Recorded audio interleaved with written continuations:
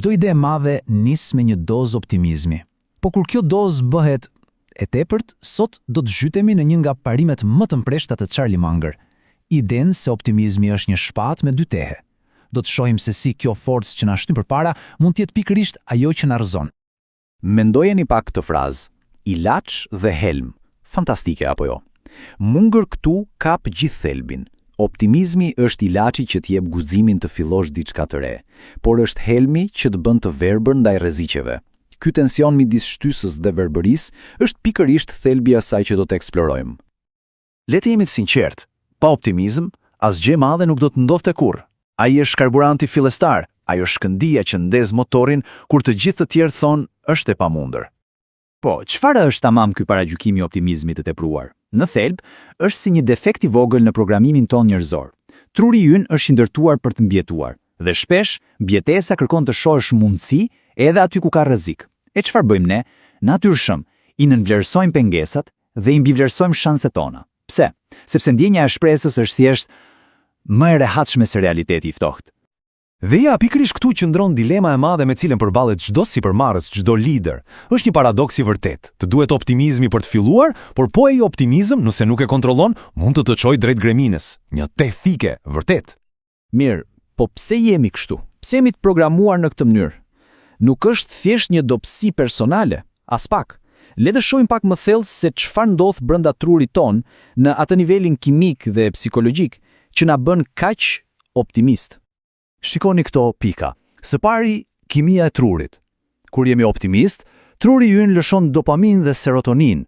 E po, këto janë kimikatet e mirëqenies, ato që na bëjnë të ndihemi të sigurt, të motivuar. Pra, truri ynë e dashuron ndjesinë e optimizmit. Kjo pastaj krijon atë efektin klasik, mua s'ka për të më ndodhur, atë besimin e verbër se rreziqet janë për të tjerët, jo për ne. Dhe sigurisht, kjo ushqen idenë super të rrezikshme. Këtë herë do të jetë ndryshe, edhe kur të gjitha faktet thonë të kundërtën. Okej, pra si duket kjo gjë në jetën reale? Si e dallojmë optimizmin e shëndetshëm nga ai toksik? Për ta kuptuar më qartë, le të analizojmë prallën e dy restoranteve. Është një skenar perfekt që tregon ndryshimin midis optimizmit të kontrolluar dhe atij që të del jashtë kontrollit. Kjo e tregon kaq qartë. Nga njëra anë, kemi restorantin Gusto. Pronari, plot optimizëm, thot: do bëjmë një menu me 60 pjata, do të tërheqim këdo. Ai nuk dalet të mendojë për kostot, për kompleksitetin në kuzhinë, asgjë. E cili është rezultati? Kaos total, inventari strëmbushur, shërbimi ngadalt, klientë ankuar dhe fitimi në rënje të lirë. Nga ana tjetër, menaxheri i restorantit Verde e përdor optimizmin si ilaç. Çfarë bën ai? Teston vetëm 3 pjata të reja vere, mat shitjet, mbledh opinione dhe vetëm pastaj e zgjeron menun. I njëjti impuls optimist, por njëri çon në shkatrim, tjetri në sukses të matur. Dhe Munger e kap këtë në mënyrë gjeniale.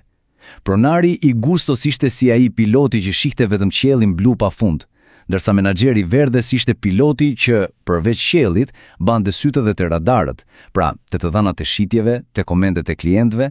Ja, kjo është diferenca thelbësore. Duke pasur parasysh këtë shembull, le të identifikojmë tani disa nga mënyrat më spesifike se si ky optimizëm i tepruar shfaqet, si një vendim biznesi shkatrues. Këto janë kurthe të fshehura ku shumë njerëz bien pa e kuptuar fare. Kjo tabel i tregon gjërat bardhë e zi. Merrni financat, për shembull.